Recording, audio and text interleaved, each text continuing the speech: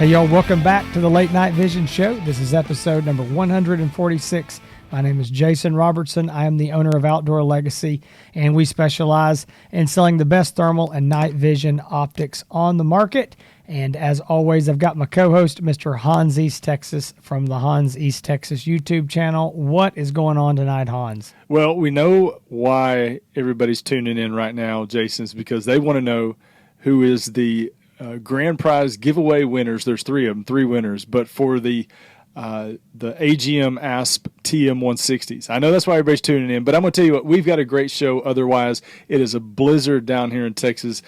We are out shoveling snow, trying to get out of our house, trying to keep pipes from busting. You know, we got 6 to 8 inches up here. Jason, I know you got about the same down there. That's a big deal. But this is the second time this year we've gotten some significant snow, but I'm going to get out here in a little bit and see what this coyote hunting's like in this deep snow. Well, I'll tell you this. It's I know that our northern brothers are like, man, 6 or 8 inches and cold weather. They deal with it for 6 months. But Texans are not made for this stuff. No. Our construction's not made for it. We're not made for it. And, you know, we were into single digits last night. I think tonight we're probably going to hit 0 or I think, you know, a lot of places, maybe y'all up there even going to go into negative numbers. It's strange times. And so, hey, by the way, if either Hans or I or both of us don't have a video on this podcast, it's just because my internet is already down. We're trying to figure out a way to, get each other the video and the audio. So we're going to see. It's going to be an interesting podcast, but, we do our best every week to bring the show to you. Rain, shine, snow, blizzards in Texas, we're here. So we do have a great show, though. We do. And so let's get, before we get into the full review of the AGM Rattler TS25, let's let everybody know who the giveaway winners. Again, we didn't pick, I think we let Trent. Trent at AGM. Yeah. Trent was on our show a few weeks ago now. He is with AGM, and we let him do the honors of randomly selecting 3 winners. And this is for the AGM ASP TM160. These are the cool little monoculars that have just actually, they did a price drop on them here recently. Trent broke that news on the show, but we're giving away 3 right now. So, Jason, who are our lucky winners? Okay, the lucky 3 winners. I was on the phone with Trent just a little bit ago, and he randomly picked the numbers of the, we had all the entries in order, and he just randomly picked numbers. And these are the 3 winners. Again, each one of these people will win a AGM ASP TM160, now worth $400 a piece, $399. They were $500 previously. And these are the 3 winners. Number 1, Danny Thompson. Number 2, Jim Kennedy. And number 3, Michael Thomas. And if you're one of these people, now I didn't consider the fact that there may be those fairly common names. That there's probably going to be somebody, but yeah, I've got your email address, and we will do our best to drop you an email later in the week and let you know. But if you do hear this, feel free to send us an email, and we will get these shipped out to you. I think they may come. I'm not sure if we're shipping them to you or if AGM shipping them. Either way, we're going to get them to you.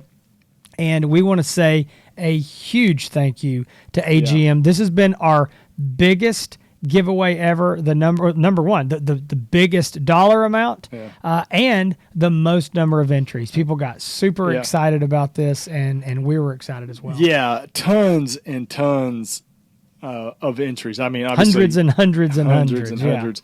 And I got a little tickled when you read the names. I just imagined about 15 people screaming and hollering that they won because of how common the names are. So if your name was called and you're one of the guys that did, somebody will be in touch with you soon. So if your name was called but it wasn't you, you'll find out pretty soon because you won't get a email or something. But yeah, congratulations to the winner, and we're going to get right into the review. This is a scope review that we talk about it every week, and we sound like broken records sometimes, that a lot of people have been calling asking about. Jason, you and I are on the phones all day, every day. this scope we're going to be talking about today is one that is coming up more and more on every conversation that we're having. A lot of it has to do with the price point, but I think now that we're starting to talk about it more, people are seeing the quality of this stuff, and they say, "Hey, what is going on with these AGM Rattlers TS25?" And we're going to do the full review. Jason's going to do specs. We're going to do ID ranges. We're going to do all that stuff right now. Starting off again with Jason with the specs. So, okay. So you ready for me? Yeah, you were pretty busy today. I had to. You were running around trying to pick up people in the snow that were stranded, and being just an excellent human being that you are, I wrote up the spec list for you with the show notes. So if any of these are wrong, it's my fault. I don't think they are. We checked over a few times, but no, I think they're right. We can send all the hate mail to Michaela. At OutLordLegacyGear.com. Yeah, poor Michaela. Yeah, I hadn't done anything wrong. Yeah. So I do have the scope. I'm going to show this here. One thing I want to point out is there is a sticker on the side and there's no mount. This was our demo scope. It's before they had the American Defense mounts ready. I just grabbed this one out of the pile. This sticker here on the side, they're not going to be there. They're actually going to be in the lid of the lens cap inside there, so you're not going to see that. But it gives you an idea of what it looks like with the different buttons and everything. And I'll be showing this here in a little bit while we're talking about them. But with that said, I want to go over these specs real quick, and I want to mention two things. This is the TS25. And there's also a Rattler TS35. Right. This review is not going to be of that scope. We're going to do it separately at a later date. It's probably going to be a few weeks. We've still got a few interviews and some discussions about some other brands. But we had a little bit of time this week, so we wanted to go ahead and get this in here and let people know about it. So I'm going to go over these specs, and then at the end, I'll go ahead and tell you just the quick difference in the Rattler TS35 in case you're wondering. Right. So this unit is got a price of $1,995. It is a 384 by 288 resolution thermal sensor at 17 microns. It's got a 25 millimeter objective lens. It has an got choked up. An OLED, man, I'm choking over here. OLED display screen that is 1024 by 768 high resolution. It is a 1.5 power base magnification, and it goes up to 12 power with the digital zoom. So again, starts at 1.5 power. It does have a focusable objective lens. It's got a focusable diopter for the rear eyepiece. It's got a 50 hertz refresh rate. Field of view is approximately 78 foot horizontally at 100 yards. That is in a super wide, extremely wide field of view there. It does include internal video recording. That's something that I'm trying to think here before I say this and I'm wrong, but I can't think of any other optics that we've seen this cheap that is this quality that have internal video recording. So no audio. There's not a microphone, but it is video. There's multiple color palettes. You got black hot, white hot, and then several other palettes. You've got multiple color reticles, different crosshair options, and then you do include picture-in-picture on this unit. 2 CR123A lithium batteries are what run the scope, and I've done some extensive testing on these, and I say extensive because I kept getting such a long runtime that I thought something was wrong, and I was really, really confused of what was happening. And so I ran through 4 or 5 sets of batteries, and I'm going to say safely at a indoor, 65, 70 degree temperature, sitting on a desk, you're going to get a 4.5 to 5.5 hour runtime. But I'm going to safely say 4.5 to 5 hours in the field, obviously turning the scope off and on, recording video, doing those things. I think you're going to bring that down closer to that 4.5 hour mark. But I was very impressed with that. It was longer than I thought that it was going to be. And then you can run the unit off of an external USB battery pack, any normal little, $30 battery pack that you could buy, or you might already have run your cell phone or tablet will run this unit for many, many hours. It is rated for down to -4 degrees Fahrenheit. And I told Hans I never thought I'd say it, but I might be able to actually test this in that kind of weather. Never happened. So, never happened. And it is an IPS 6.7 rating, which means it's fully dust proof. It's waterproof, submersible to 3 foot for 30 minutes. It includes a 3-year warranty, and it will include an American Defense Manufacturing, super high quality, quick detach mount pre-attached to it when you buy it. And as I've been asked to do, people ask, how is this for left-handed people? It is 100% ambidextrous. There is no reason left or right it will matter. All the buttons are right here on the top. I just want to show that real quick. You've got the up, down, left, right, center menu button, like a select button, and then a separate power button. I think that this, in my opinion, is the easiest, simplest button layout that you can get on a scope. We will talk about that a little bit more. Now, real quick, before I let Hans butt in here and start going over some other stuff, I want to say the difference in the TS25 Rattler, it looks just like this unit. Put them in a bag, shake them up. You can't tell the difference. But what is different is that it is a 2-power base magnification, where this is a 1.5. It's a little more magnification. It is a little larger objective lens, but you're going to have a slightly smaller field of view, and it's going to be $24.95. So basically $500 more, and you're going to get a half a power more of magnification, and that's the only real difference in it.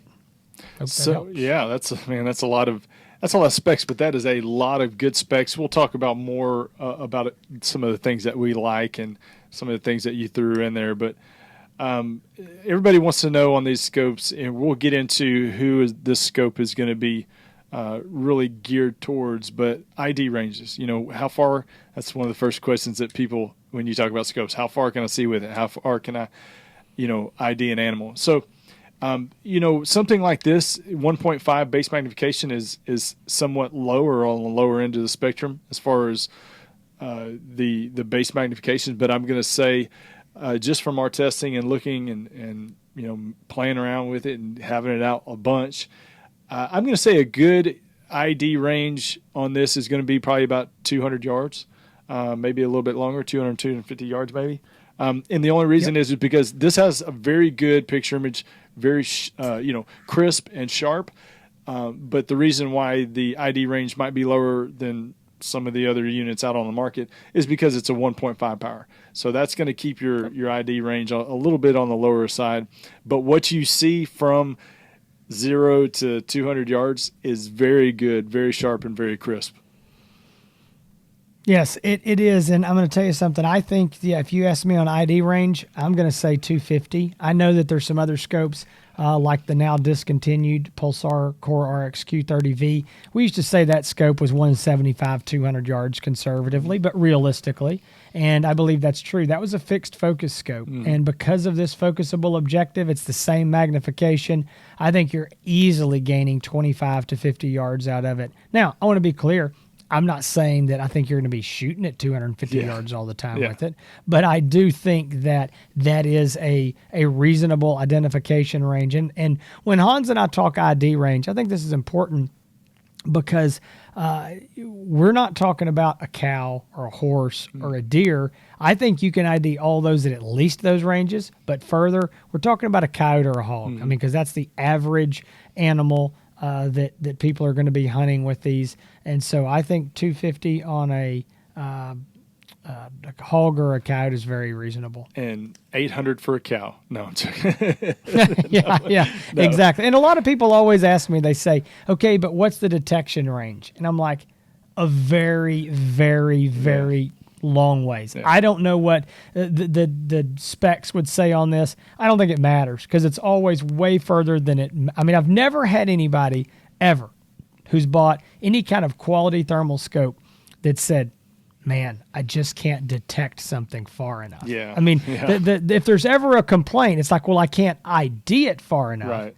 But nobody's like, well, you know, I know there's a coyote out there at 2 miles and I just can't see it. It's like, Yeah. no, it's a very, very long ways. And if you forced me to say, I would say this: you're going to see a hog or a coyote easily.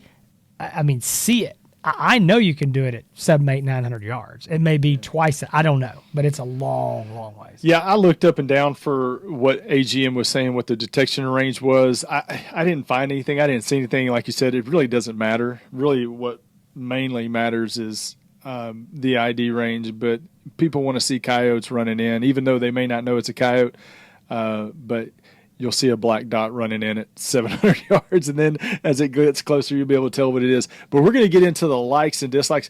I'm going to run with the likes here, Jason, because I want to kind of steal your thunder. There's a lot of things going on here. This scope right here is pushing a lot of boundaries. What it's doing is we're seeing features like Jason talked about with this scope at a price range that we've never seen before. And I'll run through a couple. Internal video recording for a sub $2,000 thermal scope. Like Jason said, I don't know of anyone on the market right now that has that, or any ones that we would consider selling that would have that. So how about that? There may be something out there, but I don't know that we would sell it. Yeah, so. Exactly. So that, and you're getting a very, very high-end American Defense manufacturing mount, which, as most of you know, usually start around $200 in most cases. So there, I mean, the American Defense manufacturing mount and internal video recording for sub $2,000 scope is a huge deal. If you combine that with the picture and the fact that focusable objective, yeah, you're getting the focusable objective lens again, something that was not seen on other scopes in this price range. There's this, like I said, this scope pushes a lot of boundaries as it pertains to price and value. When I say value, that is, what are you getting with the scope as an additional feature? And this is there's a lot to be excited about with this scope, and I know this is going to be one that a lot of people are just going to flock to because of everything you get with it. Well, I'm going to tell you what my likes are, and it's because I'm holding it, so it's easy for me to remember some of these small things that are big things. And I already mentioned it, and if you're watching the video on YouTube, you're seeing this. I've already pointed to them. But these buttons are a big deal. This is the perfect design, in my opinion. It's better than a straight row of buttons. It's better than anything else, because here's the reason why. And if you're watching this, you'll see this. When you put your finger up here, you're going to find what I call like the home button. Mm-hmm. It's your center button or your menu button. Your finger always goes to that. And then all you got to do is, you move it forward or backwards, left or right, just like a remote control. Right. Use your TV remote. It's the same thing. There's a reason that TV remotes all have that standard design on them, and they have for years. It is super, super easy. I like the separate power button because I want a button that turns the scope off and on. I don't want it to do a bunch of other stuff. And so I really, really do like this. I just think that is something that is well thought out, well designed. The other thing that is a big deal to me, I've never seen a scope like this. A lot of these small little form factor scopes we have seen for years have this, 2 CR123A batteries in the side of them. It's not uncommon to see that in this style of scope. But what I've never seen, and I know it may be a little hard to see on this video, and I already took this out to show people, the lid is, rather than just popping in and pressing in with kind of an O-ring where you've got to lock it in tight over those two batteries, this is a hinged lid, mm-hmm. and it has a thumb screw on it. So now when you press this down, you are getting this thumb screw in here, and you're able to keep this battery lid tight on those batteries. And that's a big deal when you're using CR123As, especially when they're laying side by side like this. Again, this is the side by side design. We've seen that for years and years on thermal scopes, but I can't think of any that had that. You got leverage with that hinge and then putting that thumb screw in. And people are like, well, what's it matter? Well, what it matters is a known problem with a lot of these type of scopes is you don't press down that battery lid compartment good, and then you can shoot and the little pop open and the batteries fall out, or maybe it doesn't. Maybe it's just not locked down good, and then the batteries rattle under the recoil, and they'll just get a little bit loose in there on those springs and cause a weak connection. The scope will shut off, and you got to power it back on because it lost power for just a second. So anyway, I just really, really like. It's a very small thing. Most people wouldn't think of it, but I think it's a big deal. Yep. I'm going to go ahead and do the dislikes because I know you're going to make me. Yeah, one thing. You always do. Well, I'm going to say one thing, and again, I don't want to gloss over the fact that this really puts the ball in the court of other thermoscope manufacturers, because now they have to look at AGM and say they're offering a sub $2,000 scope with internal video recording and a high-end QD mount. We have to up our offerings to be able to start to compete with that. This is good for everybody. This is what the market has wanted to see for the last few years.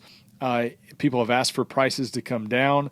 Well, prices, are either holding steady or coming down, but the quality and accessories and all this stuff coming in is increasing. And this is great for the whole market and for the industry. So I'll let you get into the dislikes. Jason, why do you hate this scope so much? No, I'm joking. I love how you always yeah, Jason, tell us about what you don't like. I get this every time we do a scope review. I don't dislike much at all. And Hans and I sometimes say, well, we're going to be nitpicky because that's what we're here for. I really can't find much at all I don't like. But I will say I'm not the biggest fan of the menu.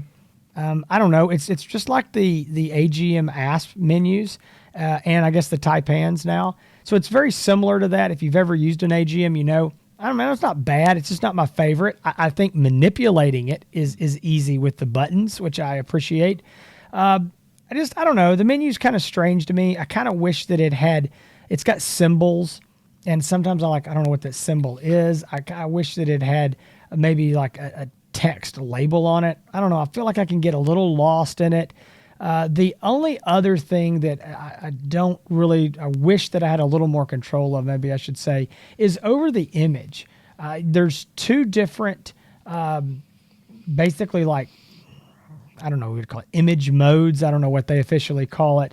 There's one that's like jungle, and I forgot what the other one even says, to be honest with you. There's two modes, and I don't know. One of them I like, the other one I don't. I don't necessarily... I'm not saying you need some more modes, but I just don't feel like I have a whole lot of control.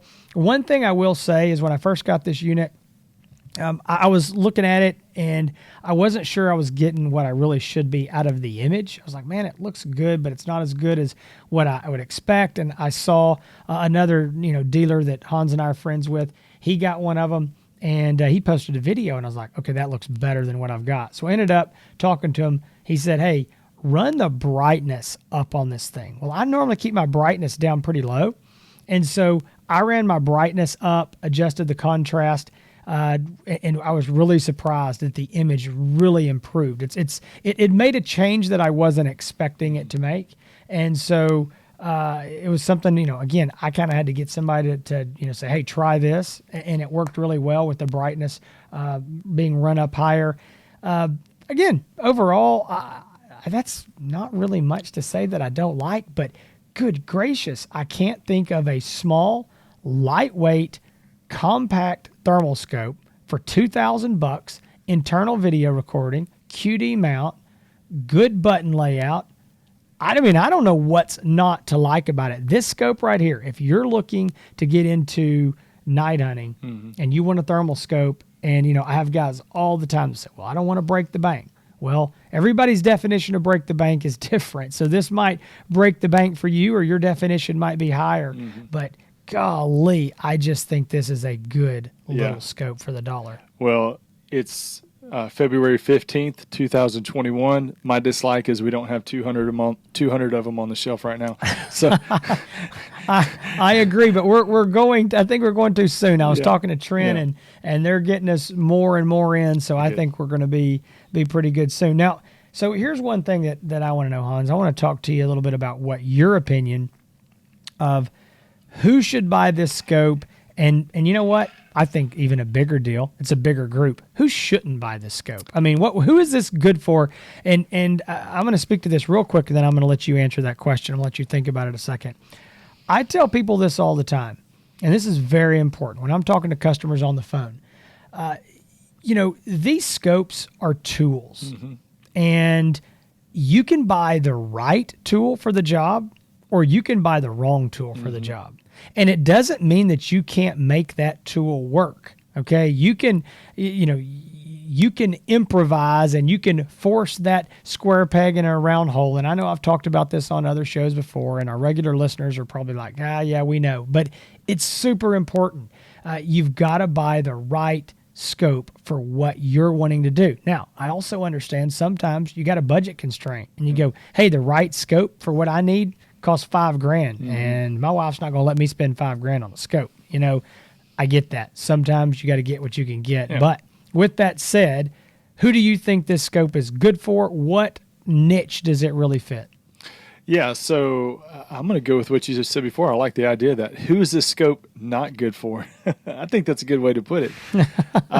If you're obviously, if you're in the market and you want 640 resolution, and you've got the dollar bills in your pocket, this scope is probably not for you. If you're looking for something in the 640 resolution range, something with more base magnification, there's a lot of guys up there that coyote hunt, and they say, I'm a long range shooter. I've got high end rifles. I need to be able to shoot coyotes at 300 yards. This scope is not for you. But what I will say, this scope is for you if you are. There's a lot of different categories. I'll start with the first one, and the one that we hear of more and more these days. If you are wanting something for home defense, something to monitor your property, you got 10 acres, you got 50 acres, whatever you got, but you're just trying to secure your perimeter in your house, this is a perfect scope for you because it's low magnification, wide field of view. You can take it off and use it as a monocular. It's perfect for home security, land security. It is perfect for the farmers and the ranchers out there. Right now is a good time to talk about it, where they're trying to, with the bitter winter cold, and sometimes you got calving going on, being able to go out and count your herd. I mean, it's a good scope for that for land management. If you're hunting and you want something for hunting, if you only have $2,000 in your pocket and you want a thermal scope and you want to get one of the best thermal scopes you can get for the money, this is a good scope for you. If you are a hog hunter in the South, if you there's lots of coyote hunters that I talk to, Jason, that are in Kentucky. I talked to a guy in Kentucky last week, coyote hunter in Kentucky, but he said, my longest shot, we got so many woods, it's a forest. My longest shot's going to be 100 yards. Well, something like this, lower base magnification, is going to be good for you. So I think anybody in those specific applications, primarily shooting under 100 yards is probably going to be ideal. If you need a buddy scope, man, this is an awesome buddy scope. If you want to have two scopes and one that you can use as a thermal monocular, and then have an extra scope when your buddy comes along. I can't think of a better scope than this to have, So there's a lot of great uses and advantages for this, and there's just so many different applications. No, I 100% agree with all that. So if you ask me, who's it good for? I would say what you said. It's good for the hog hunter. It's good for the guy who's going to be taking most of his shots under 100 yards. I think if you occasionally need to shoot out there at 125 to 150 yards, you can do it. I think if you need to take a long shot, very rarely out there at 200, and you're like, man, I just need to be able to do it if I have to, I think this scope will do that. I had a guy tell me the other day, he's like, man, I don't know how anybody can use 1.5 power. I'm like, well, listen, that's a very common magnification. And I keep going back and I keep referencing, but like that, that Pulsar RXQ30V, just because it's such a similar scope to this. in price and everything, is it was a 1.6 power scope. Well, and we just yeah, sold and think those about things for 4 years. The $5,000 Pulsar Trail XP50s. I mean, yeah, 1.5 power. Yeah, so yeah. I mean, and the great exactly. scope. Yeah, great scope.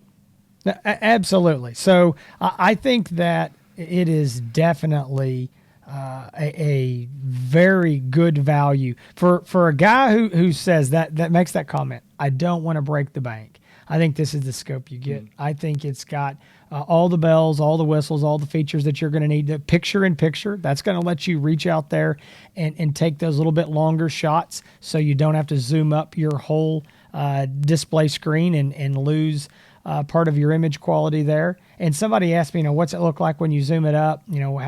How does it pixelate? I'm like, it looks, in my opinion, just like any normal thermal scope will look when you've zoomed it up and you've cut that resolution, in half by zooming. So I think it's very standard there.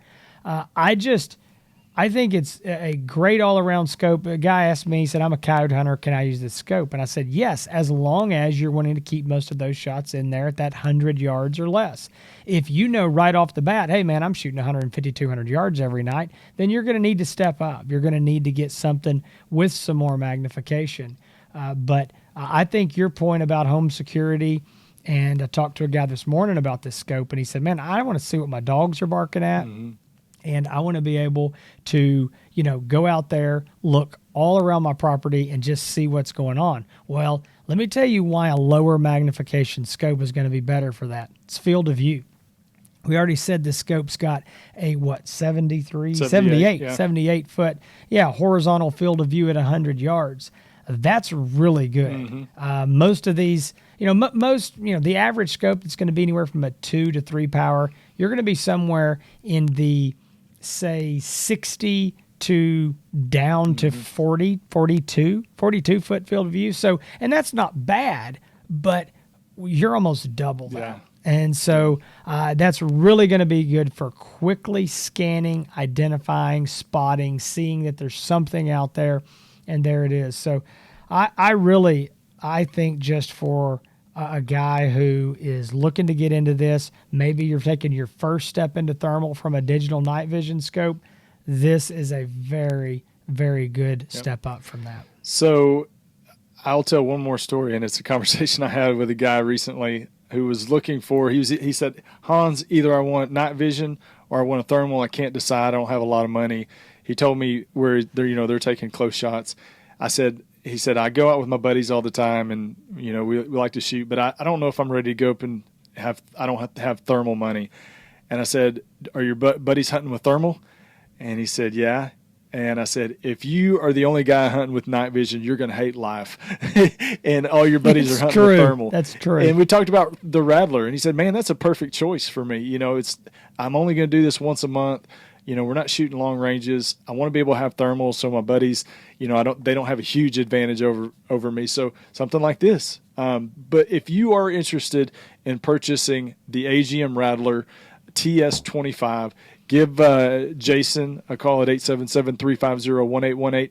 You can go onto the website at outdoorlegacygear.com. Thank you all for watching. We kept this video shorter than most because we know that there's a blizzard, and we've got to somehow upload this video onto iTunes and Google Play. But if you want to check out YouTube, all of our past episodes, you can do so at thelatenightvision.show.com. You can find all of our past episodes on YouTube at The Late Night Vision Show. You can find us on Facebook, on Instagram. You can find Jason at Outdoor Legacy on Facebook and also on Instagram. And you can find me, Hans, over at YouTube at Hans ETX. I just got done doing our review on the iRay Rico MK1. It's got a lot of views, doing really well, and I appreciate y'all checking out all those videos. I will be doing reviews on all of the Rattlers coming out from AGM, all of the Taipans, so just stay tuned. We're getting all that stuff and getting some hunting time, more hunting time behind it, so we can put out those videos and get those hunting. That's what people want to see, Jason. They want to see hogs and coyotes dropped with this stuff. So we're stacking up videos to do so. And I think, you can find me on Instagram as well, Hans ETX. So I appreciate it. All right, folks. Thanks for coming back again to the Late Night Vision Show. If you're a first-time listener or viewer, please like, subscribe so you can see our other videos. We do appreciate your support. If you're a long-time listener, we appreciate all those who support the show by purchasing their night vision and thermal optics from Hans and I at outdoorlegacygear.com. You can always go there, and if you see something that you want and it's not in stock, we've normally got a back order option for that, including these rattlers. If you don't see those in stock, definitely you can do that back order. You can holler at us and send us an email or something and check the back order status, what the wait time is. But we do appreciate your business. And Hans and I are fixing to pack this thing up, bundle up, go try to save our pipes, and hopefully nothing's going to be busting. So between now and then, y'all stay safe in the field, stay warm, and keep making those bacon pancakes.